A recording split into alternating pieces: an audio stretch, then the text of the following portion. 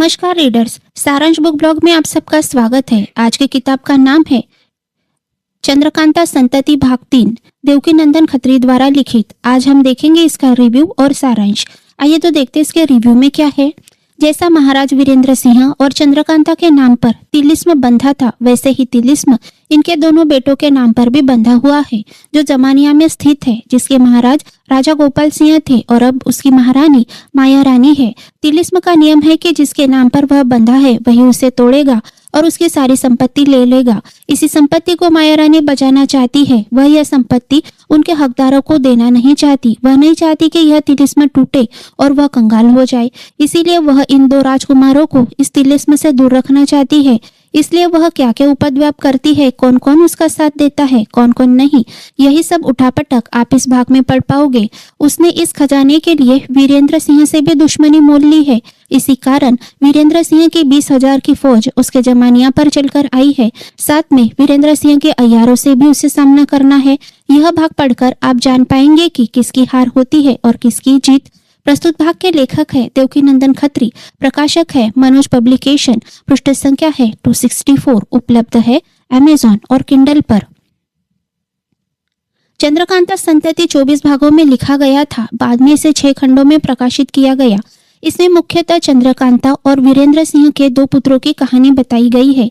इसके अलावा भी और पिता पुत्र पुत्री की कहानियां इसमें शामिल है। इसमें 2 से 3 पीढ़ियां शामिल है और सबसे छोटी पीढ़ी बड़ों का मान और सम्मान करना अच्छे से जानती है, जो प्राय आज के जमाने में नदारदी है।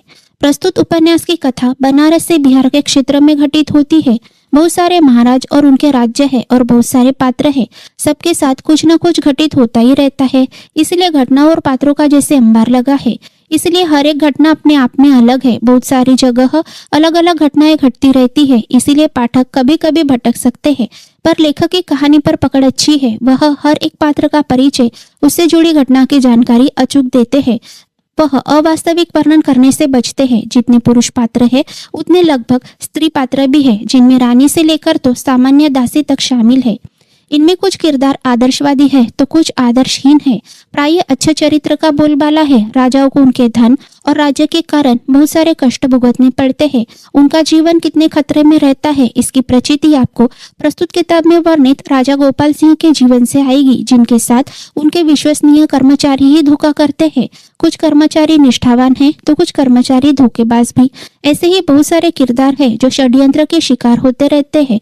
चंद्रकांता संतति के इन्हीं 24 भागों में भूतनाथ का नाम उभर कर आता है। उसकी भूमिका इन कहानियों में महत्वपूर्ण है तो विवादास्पद भी। आगे चलकर यही भूतनाथ उपन्यास का नायक बन जाता है। भूतनाथ का बेटा, बेटी और पत्नी भी किरदार के रूप में मौजूद है। उपन्यास में कौतूहल है, उत्सुकता है तो रोमांस भी है। कामालिप्त और धन के लोभी स्त्रियों के षड्यंत्रों को लेखक ने बखूबी वर्णित किया है। हम ऐसे किरदारों को झुठला नहीं सकते, क्योंकि यही समाज का वास्तविक दर्शन है। लेखक हमेशा ही अच्छाई का समर्थन करते नजर आते हैं। इसे सिर्फ एक तिलिस्मी उपन्यास न माने, बल्कि यह एक सामाजिक उपन्यास भी है, जिसमें लेखक नैतिकता का संघर्ष दिखाते हैं। एक तरफ माधवी, माया रानी और नागर जैसी कुलक्षणी स्त्रियां हैं, तो दूसरी तरफ लक्ष्मी देवी, कमलिनी, किशोरी जैसी सुसंस्कारी और अच्छे चाल चलन की भी लड़कियां हैं। लेखक अपने उपन्यासों के माध्यम से जीवन में नैतिक मूल्यों की स्थापना करना चाहते हैं। वह एक आदर्श समाज चाहते हैं जिनमें अच्छे व्यक्तियों का ही बोलबाला हो। कुल मिलाकर वह धर्म की स्थापना और अधर्म का विरोध करना चाहते हैं। दुर्भाग्य से लोगों ने इसके सामाजिक और नैतिक पक्ष पर उतना ध्यान ही नहीं दिया। देखा जाए तो यह अच्छे चरित्र और नैतिकता के लिए संघर्ष करने वाला एक उत्कृष्ट और महत्वपूर्ण उपन्यास है। लेखक देवकीनंदन खत्री, इन्होंने हिंदी के साहित्य क्षेत्र में क्रांति लाई थी। लेखक के उपन्यासों में क्रूरता को कोई स्थान नहीं है। इसका कारण यह हो सकता है कि वह नैतिकता और अच्छाई को प्रमोट करना चाहते हो। आइए अब देखते हैं इसका सारांश। आनंद सिंह, इंद्रजीत सिंह, कमलिनी और लाडली जमानिया राज्य में स्थित तिलिस्म के 4थे दर्जे के बाग में पहुंच गए थे। इस बाग के बारे में सीमित लोग ही जानते थे। दोनों राजकुमारों को वहां छोड़ कमलिनी और लाडली अपने अपने काम करने चली गई। तिलिस्म के 4थे दर्जे में देव मंदिर के मकान से कुंवर आनंद सिंह को एक औरत के रोने की आवाज आई। साथ में उस मकान में एक नकाबपोश आदमी भी दिखा। अपने बड़े भाई की आज्ञा लेकर कुंवर उस मकान में घुसे, पर वह आदमी उन्हें कहीं नहीं मिला। उल्टा वह संकट में फंस गए। वह दूसरे दिन वापस नहीं आए तो कुंवर इंद्रजीत सिंह को बड़ी चिंता सताने लगी। उनकी यह चिंता बांटने के लिए वहां कोई नहीं था। वह कुछ कर भी नहीं सकते थे क्योंकि सभी मकानों के दरवाजे बंद थे। तब तक कमलिनी और लाडली वहां पहुंच चुकी थी। उन्होंने कुंवर की परेशानी जानी और देव मंदिर के मकान की जांच करने लगी।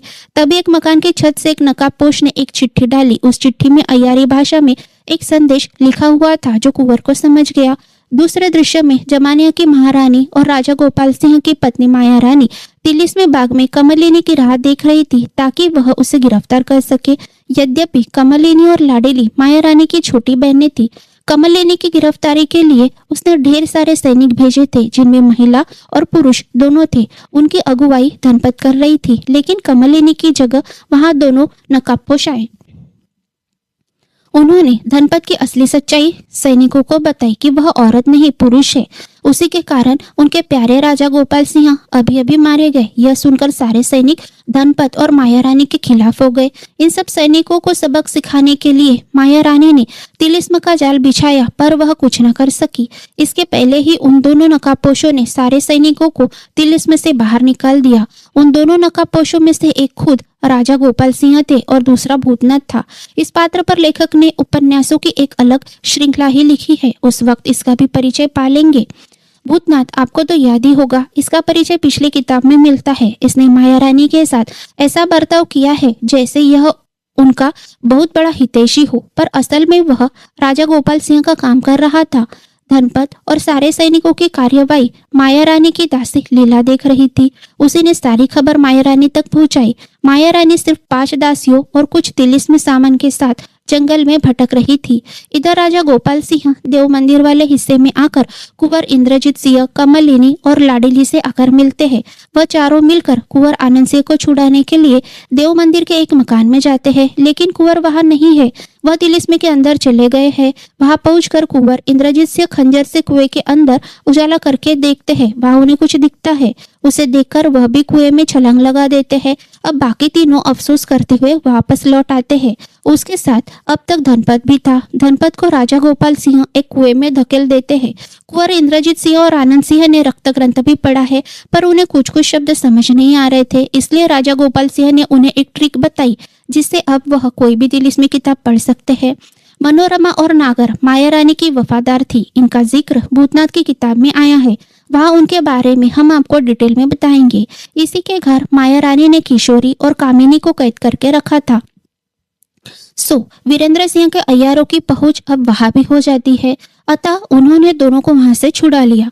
अब मनोरमा का भी ठिकाना अय्यारों को पता चल गया था, इसलिए माया रानी अब वहां भी शरण नहीं ले सकती थी। इसी का विचार करते हुए वह अपने दासियों के साथ जंगल में बैठी थी। तभी कुछ चोरों ने अपना सामान उनके पास फेंका और वहां से भाग गए। उन चोरों का पीछा कुछ सैनिक कर रहे थे। अब उन्होंने माया रानी को ही चोर समझकर घेर लिया। तिलिस्मी बंदूक से माया रानी ने खुद को, लीला को, अपने दासियों को बचाया। जिन चोरों ने माया रानी के पास चोरी का सामान फेंका था वह भूतनाथ और देवी सिंह के आदमी थे। अब यह दोनों दरोगा वाले बंगले के पीछे वाले टीले के गुप्त सुरंग से देव मंदिर के 4थे दर्जे में पहुंचना चाहते थे। उनके पीछे पीछे माया रानी और नागर भी पहुंची, जो माया रानी को रास्ते में ही मिली थी। माया रानी ने अपनी तिलिस्मी बंदूक से देवी सिंह और भूतनाथ दोनों को बेहोश किया। इसी वक्त सुरंग की दूसरी ओर से गोपाल सिंह, लाडली और कमलिनी भी आ रहे थे, अतः यह तीनों भी बेहोश हो गए। अब माया रानी इन 5 को मारना चाहती थी, पर उसने इन्हें क्यों नहीं मारा और नागर ने ऐसा क्या कहा जिसकी वजह से यह 5 जिंदा रहे, यह तो आपको किताब पढ़कर ही जानना होगा। तब तक उसी सुरंग में माया रानी का तिलिस्मी दारोगा भी आ जाता है। उसकी मदद से वह इन 5 को उसके बंगले में लेकर जाती है। वह बहाने से दारोगा को उसके राज्य के दीवान से निपटने के लिए भेजती है और इधर बंगले को आग लगाकर 5 को मार देती है। वहां से वह मनोरमा के घर काशी चली जाती है। इधर बाबा लौटकर आते हैं, बंगले को जला हुआ पाते हैं। वह एक चिट्ठी माया रानी को भेजते हैं जिसमें वह बताते हैं कि असल में वह तिलिस्मी दारोगा नहीं बल्कि उसके भेष में अय्यारों का अय्यार तेज सिंह है। वह 5 लोग मरे नहीं बल्कि जिंदा है। यह पढ़कर तो माया रानी के पैरों के नीचे की जमीन ही खिसक जाती है। इधर इंद्रजीत सिंह कुएं में छलांग लगाने के बाद एक बगीचे में पहुंचते हैं। वहां वह रक्त ग्रंथ आराम से पढ़ते हैं और फिर उस किताब में लिखे अनुसार करते जाते हैं तो उन्हें उनके भाई आनंद सिंह मिल जाते हैं। माया रानी ने काशी में मनोरमा के घर पनाह ली थी। वहाँ उसका और नागर का जमकर झगड़ा होता है। माया रानी के वहां से जाने के बाद नागर से श्याम सुंदर नाम का आदमी मिलता है। वह अपने साथियों के साथ नागर का अपहरण कर लेता है, पर वह किसी और का प्यादा है। कौन है उसका स्वामी, इसका जवाब भी आपको मिलेगा। माया रानी और तिलिस्मी दारोगा मिलकर कमलिनी, लाडेली, राजा गोपाल सिंह, महाराज वीरेंद्र सिंह और उनके अय्यारों से बदला लेना चाहते हैं। इसीलिए वह दारोगा के गुरु भाई इंद्रदेव सिंह के पास मदद के लिए जाते हैं। जैसे ही इंद्रदेव को इन दोनों के कुकर्मों का पता चलता है, वह इन दोनों की मदद करने से मना कर देते हैं। इस इंद्रदेव की शान और शौकत का बयान, उसके गुप्त घर में जाने वाले रास्ते का वर्णन लेखक ने तसल्ली से किया है, जरूर पढ़िएगा। वैसे भी उनके जमाने के लोगों का कहना था कि जब भी उनके नया बयान आते थे, वह लोग अपनी भूख प्यास यहाँ तक कि अपनी नींद भी भूल जाते थे। खैर, कहानी को आगे बढ़ाते हैं। अब माया रानी और तिलिस्मी दारोगा इंद्रदेव के घर से चुपके से भाग जाते हैं। अब वह इंद्रदेव से भी बदला लेना चाहते हैं, इसीलिए वह अपने जैसे बुरे लोगों को ढूंढ रहे हैं, जैसे कि शिवदत्त, माधवी, शेर सिंह इत्यादि। माया रानी वास्तव में कमलिनी की बहन नहीं थी और ना ही तो राजा गोपाल सिंह की पत्नी। कमलिनी की असली बहन लक्ष्मी देवी थी, जिसकी जगह माया रानी ने ली थी। इसमें उसकी मदद तिलिस्मी दरोगा ने की थी। कमलिनी के तालाब वाले मकान में किशोरी कामिनी को तारा के पास पहुंचा दिया जाता है। उसके कुछ दिन बाद उस मकान पर कई सैनिकों द्वारा हमला किया जाता है। यह सैनिक माया रानी, शिवदत्त और माधवी के हैं, क्योंकि यही तीनों इसी मकान के तहखाने में कैद है। अब इस तालाब वाले मकान में सुरक्षा के क्या क्या इंतजाम है, जिनका इस्तेमाल करके तारा अपनी और बाकी लोगों की सुरक्षा करती है। घटनाएं एक के पीछे एक कैसे घटती है, किताब पढ़कर जानना ही उचित रहेगा। तारा को पता चलता है कि कैदी लोग फरार है। इस पर उसे भगवानी नाम की नौकरानी पर शक होता है। क्यों? क्योंकि यह जमानिया से कमलिनी के साथ आई थी। कमलिनी माया रानी की बहन है और मनोरमा माया रानी की सहेली। इसी से मनोरमा भगवानी को जानती थी। मनोरमा ने भगवानी को पैसे का लालच देकर अपना काम निकलवाया। भगवानी तारा, किशोरी और कामिनी को सुरंग में बंद करके भाग जाती है। कमलिनी ने उसके पीछे पहले से ही शामसिया नाम के अय्यार को लगाया होता है। वह उसे पकड़ लेता है। तभी तेज सिंह, देवी सिंह, भैरव सिंह, कमला, कमलिनी, लाडेली, भूतनाथ वहां पहुंच जाते हैं। उससे जानकारी हासिल करके यह लोग उन तीनों को बचाने के लिए तालाब वाले मकान की तरफ जाते हैं। भूतनाथ को वह भगवानी के पास छोड़ जाते हैं। तभी वहां एक अनजान आदमी आता है। वह अपनी बातों से भूतनाथ को डरा देता है। वह लड़ाई में भी भूतनाथ से कई बढ़कर है। उसके पास एक पोटली है। उस पोटली में जो सामान है, भूतनाथ उसी से डरता है। तभी और एक नकाबपोश आकर उनसे वह गठरी छीन ले जाता है। भूतनाथ बेबस होकर उस विचित्र आदमी के साथ जाने लगता है कि देवी सिंह से उसकी मुलाकात होती है। देवी सिंह पत्थरों से उस आदमी को घायल कर देते हैं। तब तक तेज सिंह भी उस गुप्त जगह पर पहुंच जाते हैं, जहाँ कमलिनी, लाडेली, भैरव सिंह इन्होंने तारा, किशोरी और कामिनी को छुड़ा कर लाया है। देवी से उस घायल आदमी को भी वही लेकर जाते हैं। उसका मुंह धोने के बाद तारा उसे पहचान जाती है। वह उसकी शिनाख्त अपने पिता बलभद्र सिंह के रूप में करती है, क्योंकि वास्तव में तारा ही लक्ष्मी देवी है। वह कमलिनी और लाडेली की बड़ी बहन है और राजा गोपाल सिंह की ब्याहता पत्नी भी। तेज सिंह वह गठरी खोलते हैं जो उन्होंने नकाबपोश बनकर बलभद्र सिंह से चुराई थी। उस गठरी में एक संदूक है और चिट्ठियों का एक पुलिंदा। उनको पढ़कर एक के बाद एक भयानक राज खुलते जाते हैं, जिसमें भूतनाथ का भी अतीत शामिल है। वह आप किताब में ही पढ़ लीजिएगा। यह बात बताकर हम आपका किताब पढ़ने का मजा खराब नहीं करना चाहते। उन चिट्ठियों को पढ़कर भूतनाथ सबकी नजरों में गुनहगार साबित होते जाता है, पर उसका कहना है कि वह गुनहगार नहीं और बलभद्र सिंह भी असली बलभद्र सिंह नहीं, उसी ने उसी को फंसाया है। इस बीच कहानी में एक अनजान व्यक्ति भी शामिल होता है, जो अपने आप को कृष्ण जिन्न कहता है। उस गठरी में मौजूद कलमदान को देखकर लक्ष्मी देवी बेहोश हो जाती है। क्या है इन सब घटनाओं के पीछे का राज? जरूर पढ़कर जानिए। चंद्रकांता संतति भाग 3। तब तक पढ़ते रहिए, खुशहाल रहिए। मिलते हैं और एक नई किताब के साथ। तब तक के लिए धन्यवाद।